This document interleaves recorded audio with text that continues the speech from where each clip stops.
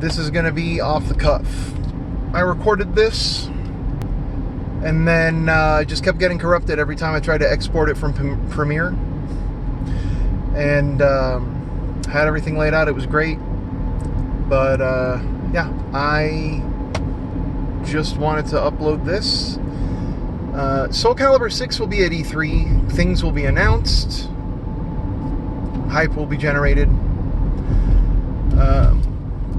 I guess there's 23 character slots now. That's good. We thought it was going to be 20. It's 23 now.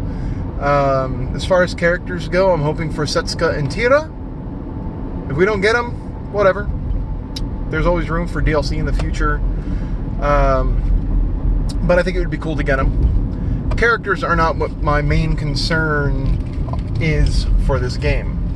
My main concern for Soul Calibur 6, well, really, it's two things. One, Weapon Master Mode. Bring that shit back. Bring it back! It was fun. It was awesome. You get to unlock stuff. You get to earn new weapons. They have different stats on them.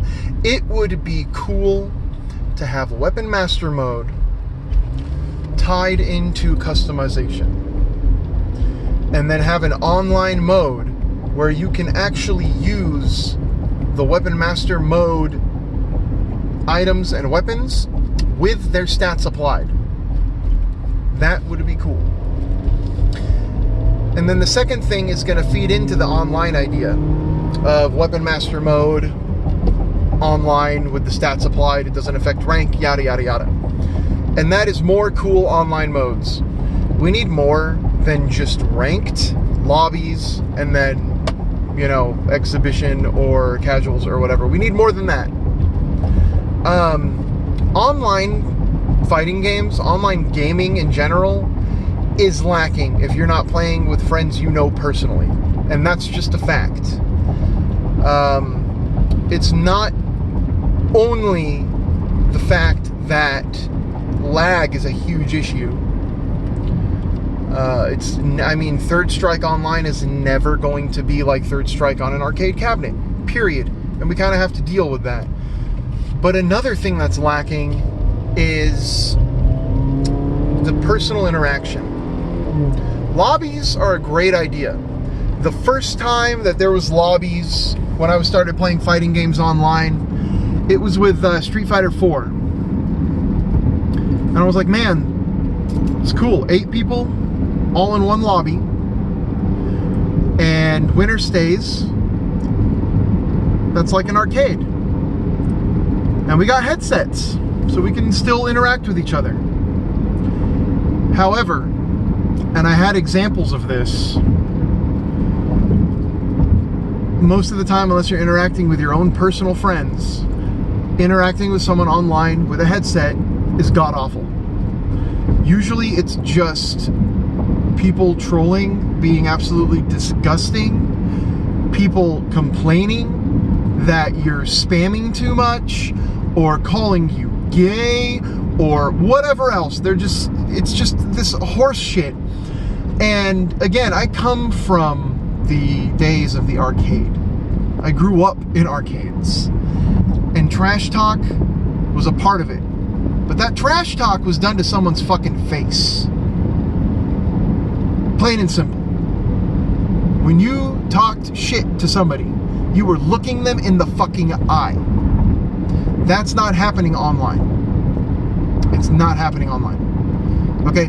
And if everyone wants to mute you and someone's talking garbage, you're essentially voiceless. It sucks. The human interaction in an arcade, even beyond a little bit of ribbing, was the best thing about arcades, man. Oh, God, dude, it was so cool. There could be like 16 people in line. 8-player lobbies? Fuck, man. If you're in an 8-player lobby online and you're like, man, I gotta wait for 7 more people to play before I get to play again, fucking, you've never been in an arcade before. When Tekken 3 dropped, that shit was out the door. That line was out the fucking door. Oh my God, it was ridiculous. And we all waited. And you know what made it worth it? Number one, the game was great. Number two, the camaraderie between the people waiting in line. You shot the shit with people. You made new friends. You were personally, physically interacting with someone. That is missing from online play. There needs to be something else that supplements online play to make up for that. Okay? And what I think would help do that is more cool online modes. One of the coolest, I think, is online team battle mode. Because when you are sitting in a lobby and you have no one to interact with, you've just got your fucking phone or your computer, social media, garbage, and you're just waiting for 7 other people to finish playing a match. I mean, especially if the people who are playing aren't that great, so the match isn't really very entertaining, the gameplay that you're watching isn't good, it's going to be boring. And you're probably going to leave before it's your turn to play. You're going to try to look for a lobby that has at most 4 other people. So team battle mode will give you a reason to invest in the other matches you're watching. It's because they're your teammates now. Let me turn this shit on. They're your teammates now. When you're watching someone else play, it's not just you waiting for your turn. It's you rooting for someone. And in a way that's not, man, this dude has just had a streak. I hope someone fucking beats him because I can't. Because usually that's all it is. Either that or it is you who beats them and then now you're the asshole with the streak and everyone fucking leaves. Team battle online is a brilliant idea and every fighting game should implement it. Period. End of story. I'm looking for that. I'm looking for a tournament mode. And I'm looking for a Weapon Master mode. Those are the things I want out of Soul Calibur. I know the gameplay is going to be great. I know it's going to be fun. It looks fantastic visually. Presentation is exactly where it needs to be. It's exactly where it needs to be. Alright? I'm not worried about any of that stuff. I'm sure there will be a story mode. I'm positive there will be one. There was one in Tekken 7. There was one in every fighting game. Every fighting game that came out in the last 2 years. Street Fighter V, as delayed as that piece of shit was. Marvel Infinite. Tekken 7. Dragon Ball FighterZ. Guilty Gear. BlazBlue Cross Tag Battle. MKX. MK9. Injustice 1. Injustice 2. It's gonna have a story mode. It could be garbage. It could be decent. It could be great. I have no idea. I'm expecting it to be at least on the level of Tekken 7. If that's the case, cool. Good for you. You made a decent story mode. Let's all move on. There's only so much that arcade mode and story mode and survival mode can get you if you don't want to play online. Casual gamers who don't want to always play online need something like Weapon Master. And then they need to be able to take the stats that they've earned online and play against other people, because it's called satisfaction.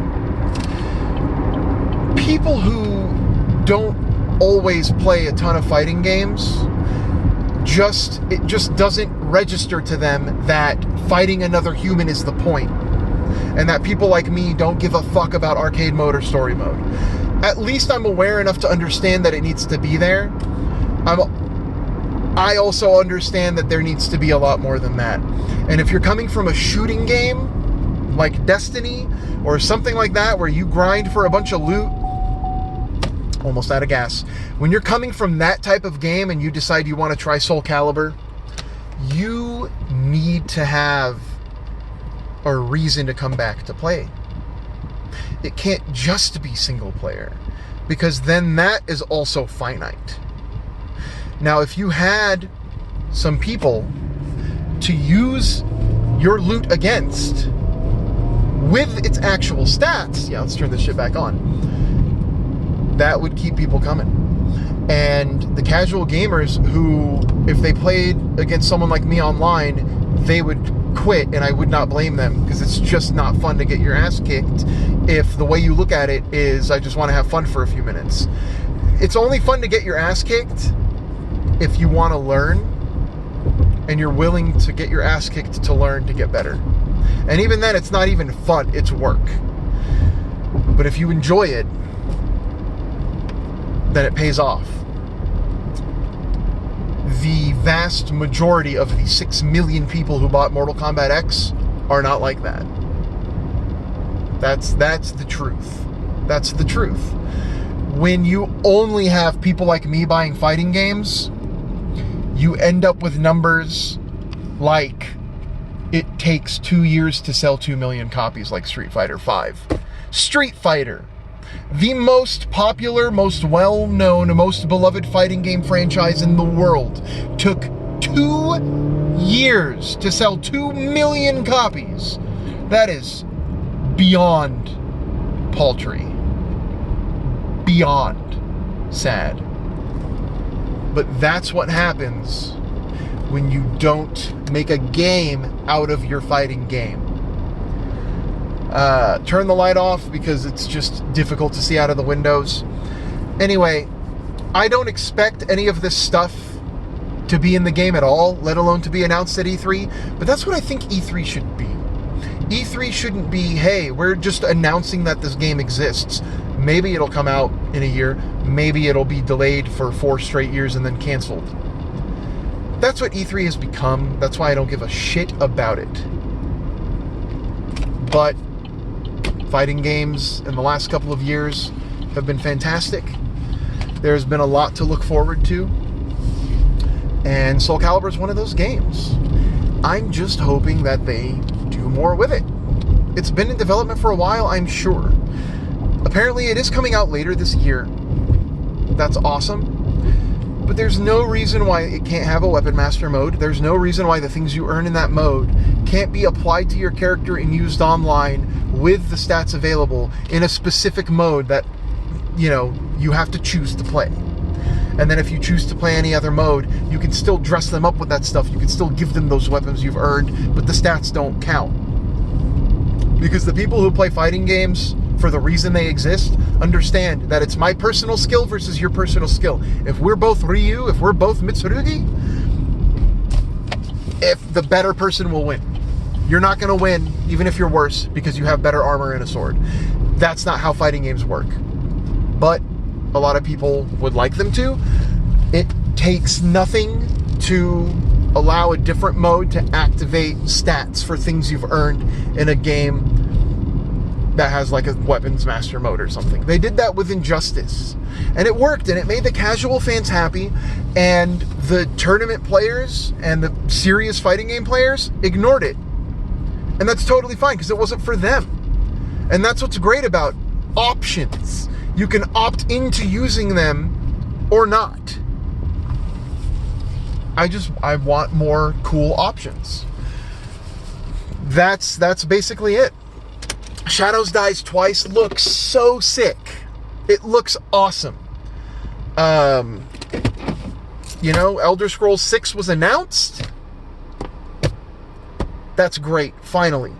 I don't expect it to be any better than any of the other ones, because, I don't know, to be honest, once the initial shock of, oh my god, there's a new Elder Scrolls game out, this is awesome.